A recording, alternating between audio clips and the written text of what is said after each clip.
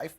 Or we can sit and say it's up to them. They should govern themselves. They're people. We're no better than them. And they've decided to live their lives a particular way, and that's how they're going to live it. Like I said, if feminists are very upset and they're very disgusted by the fact that in Afghanistan, women cannot go to school, I've been told repeatedly by feminists that they're just as capable as men in all realms, and I expect them to arm themselves and fly over to Afghanistan and fix it.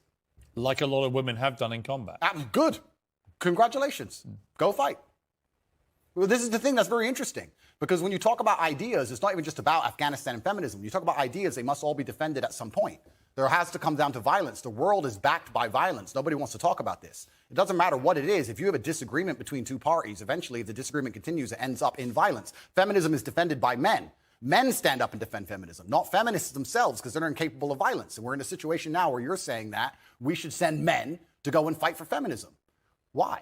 It's not a man's problem. No, I think I'm saying feminists believe. I think men can be feminists too, because if feminism believes in equality for women, I'll sign up to it. I don't agree with radical feminists who hate men. Right? To me, the radical anything to me is a bad thing. Yeah, and I think most feminism in the West currently is radical.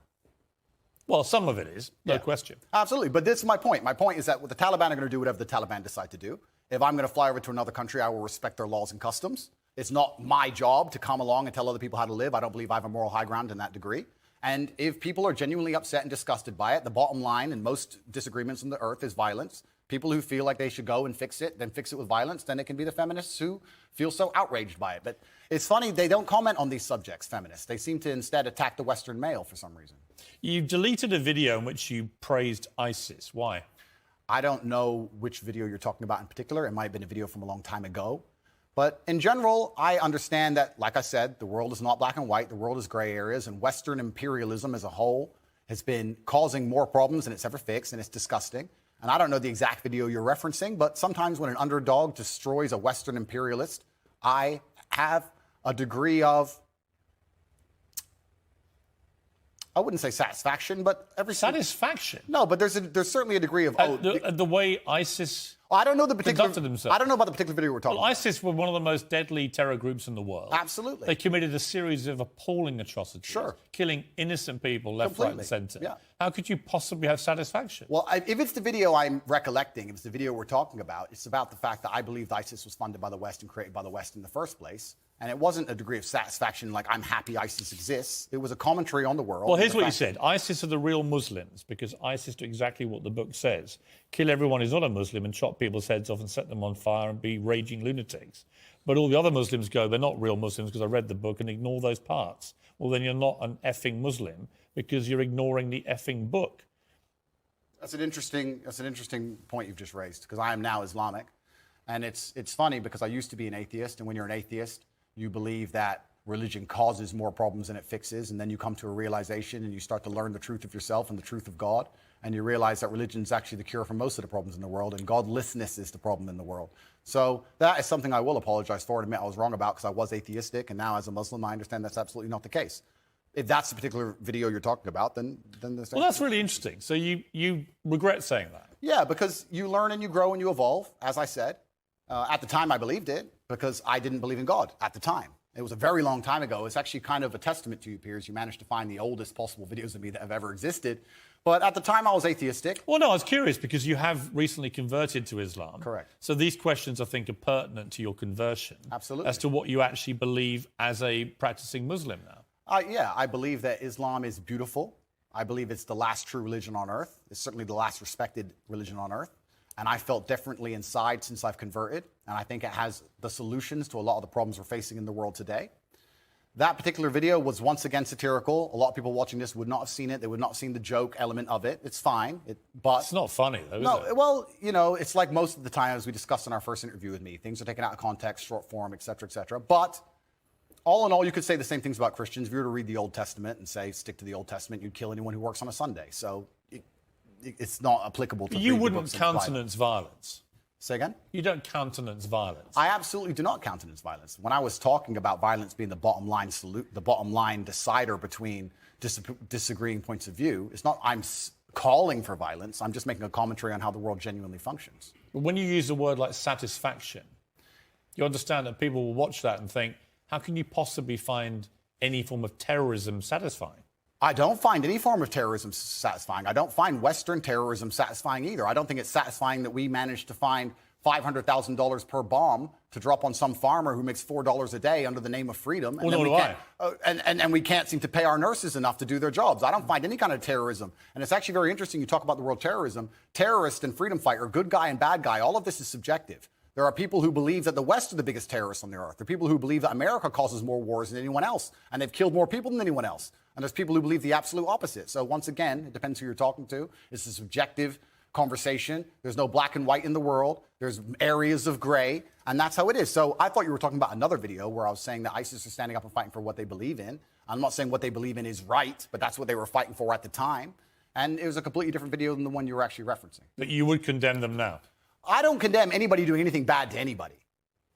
I'm not a person out here with a criminal record. I don't hurt anyone. I just spent my first segment on this show talking about how I believe in law and order and how important that is. I think people can operate inside of their lives safely and walk around, man, woman, child, can walk around in safety in any city they live in. How that law and order is constructed is not my jurisdiction. I'm not in charge of the law and order of Afghanistan, Tajikistan, Kyrgyzstan, Afghanistan, Kazakhstan, any of them. It's nothing to do with me. I want to talk to you after the break about masculinity. Why is it that so many young men gravitate to you? What is your view of what it takes to be a man? Welcome back to this special edition of Piers Morgan Uncensored with Andrew Tate, one-on-one. So Ash Sarkar, who's a lively contributor to this programme, has tweeted, Andrew Tate, who you're interviewing about free speech, thinks women are a man's property. We shouldn't be allowed to drive, boasts about only dating teenagers to imprint on them. Misogynists are discussing whether they're in Afghanistan or a swanky London studio. Am I a misogynist, am I? First of the things she said, I don't even truly believe. If you're prepared to listen to me, I'll explain to you exactly why she's completely and utterly wrong. If you can go through the points again, she said. Do you think you're a misogynist? Absolutely not. I'm not a misogynist on any level. This is one of those buzzwords they just throw at people randomly. Homophobic, racist, misogynist, they just throw it out at people. What is your view of women? I'm a realist. What is your real view of women? I absolutely not really love women. I adore women. I have good relationships with women. Not a single woman has come up to me on the street since I've been canceled. Not a single one has said anything negative. Every single one of them has said positive things. You're a traditional male. I wish more men were like you. You understand your masculine roles. You understand what you're supposed to do. You understand you're supposed to protect women. You're exactly the kind of man I'd be looking for. I've never had a negative interaction with a female ever since I've been dubbed the biggest misogynist. Where is the... Please let me finish. I'm sorry, Piers. Also, there's not been a single woman who's accused me of a crime, not a single woman who's accused me of rape, not a single woman who's come out and said anything from my entire past of 36 years I've done anything wrong ever. Anybody else with my level of fame, any footballer, any other movie star, at least has people who've come out and accused them of rape, X, Y, Z. I have no woman who's come out and ever said I've hurt her. No woman who's come out and ever said I've done damage to her or been horrible to her. Everybody who ever interacted with me has said I've been a nice person. All of them. Random Twitter nobody who seems to know so much is full of... All right, you've responded to her tweet. Yeah, she's a liar. But where is the line for you between masculinity, which I will always defend, and which I agree with? I think a lot of women like men to be masculine, and what has become known as toxic masculinity. And the reason I ask you is that you are engaged in that debate with men all the time. Where is the line for you where men shouldn't cross, where the behaviour should be kept within a line? Please define toxic masculinity. Well, you tell me what you think it crosses a line from being a masculine, good man to a bad man. There's no such thing as too much masculinity if it's genuinely masculine. Genuine masculinity is not out here to hurt people. It's absolutely the opposite. It's out here to protect. And when bad things happen, they call traditionally masculine men. If you need a firefighter, you need a masculine man. When you call the police because of the problem you have, you want masculine men. And as soon as a woman or a man is in trouble, when you look for backup, you look for masculine men. And masculine men have a duty to provide and protect those they care about. We have a duty to do things we don't feel like doing because we know we're supposed to do them. And that's why we stayed in the Titanic and died. Those were masculine men. Where did you get your views about this from? This is what I grew up with. It's the family I grew up around. And your father, your mother? Yeah, both? and the world I lived in. And I think a lot of the things I'm saying now about masculinity and how people should act in the world, how the world should function, were considered completely normal and accepted by everybody only 20 years ago. I think the world's just lost its mind. For me to stand up and say a man should protect a woman now gets to be called a misogynist and canceled. If I said that 10 years ago, everyone would say, duh. And what's funny is, everyone who argues against me and says men shouldn't protect women, especially all the feminists, if they were with their boyfriend and a man broke into their house, guess who they'd expect to go downstairs? Who do you think? Think they go themselves? Are they going to Afghanistan? No, we send men to do these things. So well, we send women in the armed forces too. You have to generalize when you make points. There are many courageous people. Exceptions do not disprove the rule. No, but you've got to concede there are many courageous women serving in the armed forces. Absolutely and utterly, completely correct. But by and large, traditionally, soldiers are men. Exceptions do not disprove the rule. Well, it's not an exception. It's a fact that there are a lot of women now in the armed forces. Correct. But if you were to take the average soldier, they are a male. If you're allowed to say who's a male and who isn't nowadays, I'm assuming their gender, I apologize. If you were to take the average soldier, they're a male, which means that exceptions are the female soldiers, which because there's a lower percent of them, a lower probability. Exceptions do not disprove the rules. Men do the fighting. Right now in Ukraine, men cannot leave. Women are allowed to leave because men have to fight in the front line and women are allowed to go to Dubai. That is how it is. What do you say to young men who come to you for advice, who feel lost, who don't really know where they fit into society? I say that life as a man is exceptionally difficult. I say the most beautiful and the most terrifying thing about being a man is you're born without value. Society doesn't care about you. You're only going to be cared about based on how useful you are. You have the chance to build yourself up and become a superhero if you're prepared to do the hard work and be indefatigable enough to never quit. But if you're going to stand around and wait for a handout, nobody's going to ever respect you. And I think that a lot of people have forgotten about how difficult and how competitive it is as a man. We're always in constant competition with each other. And it's your duty as a man to stand up and say, I want to be as important and strong and good-hearted and God-fearing as possible, and I need to work hard to achieve those things. Dame Sheila Hancock says we've become too over-emotional as a society, crying too much about everything. Has she got a point? She's completely right. And the dangerous thing about overly emotional men is that they're dangerous. They're genuinely dangerous. This is what's crazy. All these people who talk about toxic masculinity and how bad it is for men to be traditionally masculine. A traditionally masculine man does things he doesn't feel like doing because it is his duty to do them. He charges into the building because it is his duty. Not because he feels like it, because it is his duty. We're now teaching the new generation of men that they don't have duty and they can just act on their feelings and act how they feel, and they don't have to act as a man should. Do you know what happens when you get men who just act how they feel? You get school shooters, you get violence, you get rapists. Men who do not control their emotions are dangerous. If you find a man who is stoic, he's not going to hurt people. He's going to sit and think about his actions very carefully, and he's going to be a good man who protects and provides for his family. You find a man who just acts out on impulse and does whatever he feels like, you're going to find a dangerous man. Sitting here telling men to cry more and act with their feelings and it's okay to feel this way, that way, etc., and have no self-control. That is why we have the problems we have in the world. Absolutely and utterly wrong. So when they talk about toxic masculinity, they have it completely inversed on its head, completely and utterly wrong. We need to be teaching stoicism. We need to be teaching young men to understand that the world is very, very difficult. It's hard to be a man. You're going to feel bad sometimes. You need to suck it up and perform anyway. Not to sit there and cry your eyes out or blame other people. Tough or being a woman out. too in modern society. It's certainly tough being a woman, but I'm not a woman, so why would I speak on issues I do not understand? I'm a man. You can feel an empathy for women. I feel empathy, certainly, but I do not understand their issues. See, a lot of men come up to me and they admire you.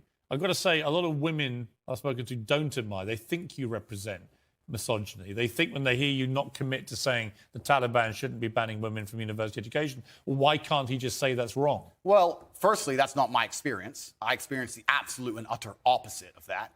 Secondly, it's because it's a moral point I'm making. My moral point is I speak on things I understand. I speak on experiences I've had. Would you believe in equality? I speak, yes. I speak on, sure. I speak on subjects I know intimately. I do not feel qualified. I'm a realist, and I do not feel qualified to sit and discuss the gender laws in Afghanistan. I have not been to Afghanistan. I have not researched the subject thoroughly. I am not going to sit here and say how the Taliban should be running their country. It's nothing to do with me. I find it quite flattering, Piers, that although, I understand I'm monumentally influential, the most Google man on earth, etc., I find it very flattering that you think I have some kind of control over the domestic policy of Afghanistan. But I assure you I don't. I don't. No, so it's nothing to do with I'm not asking you to have a view on having influence of a domestic policy. I'm sure the Taliban couldn't give a stuff what either of us say about it. It's just curious to me that it's an easy win for you to make women think you're not anti them, to say that when they're not given equality, as the women in Afghanistan clearly are not, because they're not allowed to go to university now as of today, that is clearly unequal, unfair. We should all be able to agree that that is wrong. Well, certainly, as a realist... Even you, tough guy, Andrew. It's not tough guy. I am a professional. As a professional, I can state that, yes, it is not equal. Yes, it is not fair. That is obvious for anybody. I'm not saying those things are not true. What I'm saying is it's nothing to do with me. Right, OK, but you made a concession you think is wrong then. I said it's unequal and it's unfair. Yeah, so wrong.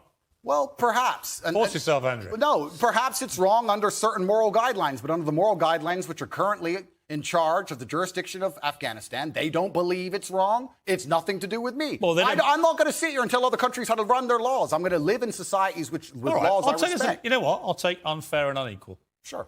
Because that's self-explanatory. We're going to have a game of chess in a minute after the break, because you are a very good chess player. I can hold my own with the chessboard. Your father was a chess international master, in fact. And we're going to have a 5-minute game of speed chess. Winner takes all, Mr. Tate. Welcome back to Pittsburgh Uncensored. Andrew Tate is still here. Andrew's father was an American chess international master, and his son's pretty good at it too. Well, I can hold my own as my school chess champion. And with 5 minutes left on the programme, we're going to have a game of speed chess.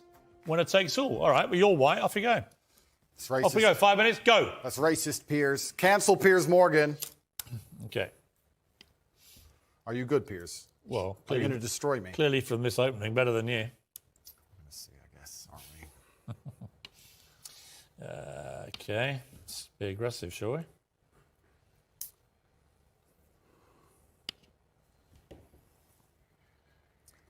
School chess champion, eh? Mm-hmm. It's tense. Certainly. Lennox Lewis was better than you when I played him. Was he? Well, he beat me 39 times out of 40. Check. Yeah, he is pretty good at the game, I heard. Mm-hmm.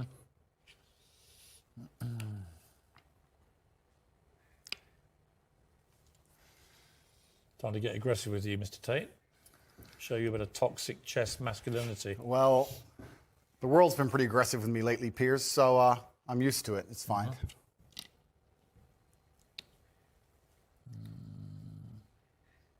Okay. Oops, apologize. How long we got? Why do you think the Queen... 3:45. Why do you think the Queen gets to jump across the board and the King doesn't? Because it's sexist. The game of chess is sexist, but perhaps it reflects life, Piers. Haven't you ever thought that when you look at a yacht in Dubai... You're running out of time. Stop stalling. I know what you're doing. I'll just take your queen. Oh, God! I'll just take your queen. Damn it. I was trying to give you a little speech there. You didn't want to listen to it. No, I was I trying to tell didn't. you when you see a yacht in Dubai, the girl just gets an Instagram invite, gets to jump right on board. She gets to run across the board and do whatever she wants, but the man has to get there a square at a time. The man had to buy that yacht. That's the difference between being a man and being a woman. That's why the Queen gets to do how she does. A chivalrous man just always lets ladies go first. Life and chess That's reflect. why I let you go first. Life and chess reflect, Piers. Mm-hmm. I've made a catastrophic error, but I'm bouncing back. Let's see. I always accidentally take someone's chick. 3 minutes. I don't even mean to. It's just like, oops.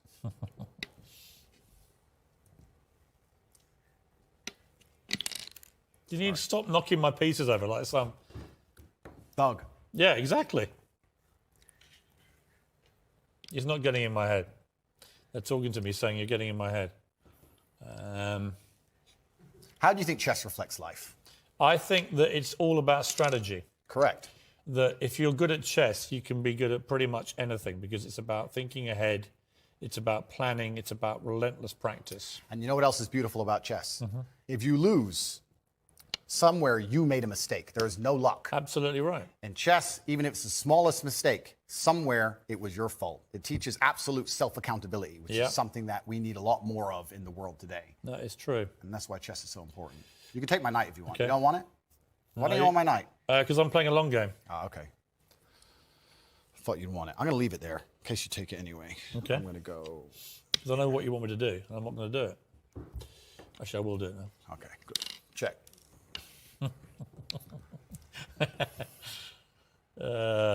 Check. Check. Check. How long? I need to buy some time here. I need to buy some time. This is really playing well on radio, by the way. I'll have that. Thank Damn it!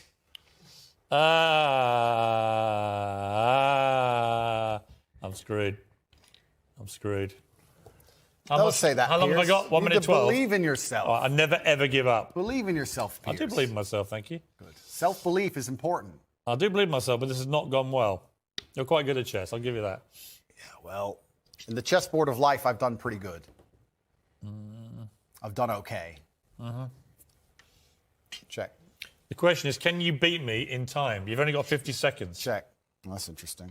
Yeah, I don't think you can. We'll see. Uh, Mate in 2, Piers. Yeah, you can have that. Doesn't matter. It's mate in 2. Check. Mate. Good. Good game, sir. Well played. Thank you. 25 seconds away from safety. Okay, well, Andrew Tate, I'll give you something. You're good at chess. Thank you. You have to be. You just beat me. I know you're a internationally renowned What has player. chess taught you about life, quickly? I can teach you a lot of things. Like I said about the queen being able to run around the board, the king having to move a square at a time, about the fact you need to think ahead, absolutely everything is your fault. But there is a saying, which is actually one of my favorite sayings in the world. It said, a well-played game of chess is a sign of a gentleman, but an expertly played game of chess is the sign of a wasted life. And it's kind of sad. I played Lennox Lewis on Celebrity Apprentice 39 times out of 40 in America years ago. And he beat me 39 times out of 40, I mean. And I was amazed. He was taught by his mum. But he was all about the way he fought, the way he boxed, was all down to the way he played chess. Yeah, chess. It was all about looking ahead, getting ahead of your opponent, planning punches, all that kind of thing. Chess absolutely reflects life. And even I say this now in my business meetings with my team. A lot of the problem in the world today, especially with teams and businesses, et cetera, everyone wants to be the king. But if you want to have a team, if you want to have a side that wins, if you want to win a game of chess, everybody has to know their role and do their role effectively. There can be a king and a rook and a pawn and a bishop and a knight, and everyone does everything correctly. And when that happens, you have a very formidable board and you're hard to beat. And chess reflects life absolutely. It's something I do every single day. What kind of man was your father? He was the greatest man on the face of the planet. But luckily he had me, and now in the natural order of the universe, he is gone, and I am here, and I carry his name, and it is my duty to bring honor to him. And this is one of the greatest things about achievement, because achievement honors your ancestors. People talk about my father because of how successful I am, and people will talk about me into eternity, even after my death, because of how successful my son will be. This is the great thing about achievement. It's an honor to your ancestors. What would he have made of your success, your father? He would be extremely underwhelmed by it, because he always expected it of me. I am Emory Andrew Tate III. I can do whatever I put my mind to. And he would be like, well, of course, you decided you wanted to become the most famous man on the planet. It took you a few months, of course. Does your mother ever do what my mother does and occasionally go, I think you went too far there? My mother has absolute trust in my abilities and capabilities. She says, be careful, do your best, but you are the most capable and competent man on the planet. And that wasn't the question. That's what she says. She says, be careful. Does she ever say you shouldn't have said that? Nah, she knows better than that. Really? No, never. She says, just be careful. You know what you're doing. It's kind of hard to argue against me, and this is what my haters seem to struggle with. It's hard to argue against a person who is monumentally successful in every single human metric that can possibly be measured. This is why young men respect me so much. Would you ever tell your mother what to do? They want to be my life. You ever tell her what to do? I don't need to. She's a full-grown woman. Would you ever tell her what to do? I would give her my advice if she asked for it. You say you can't leave the home, you can't drive, all those things you joke about? Or? I'd give her my opinion. I would say perhaps you should move house now, or perhaps that's not safe, or yeah, I would absolutely, because I'm responsible for her safety. And when you're responsible for somebody's safety, you have an opinion, and you need to have a firm opinion on that subject. So completely. For any woman I'm responsible for her safety, I will sit and say, that's an unsafe thing to do. How much are you worth? I'm a billionaire by now. Dollars or pounds? About dollars. We're not in pounds yet, but we'll get there soon. So what to do?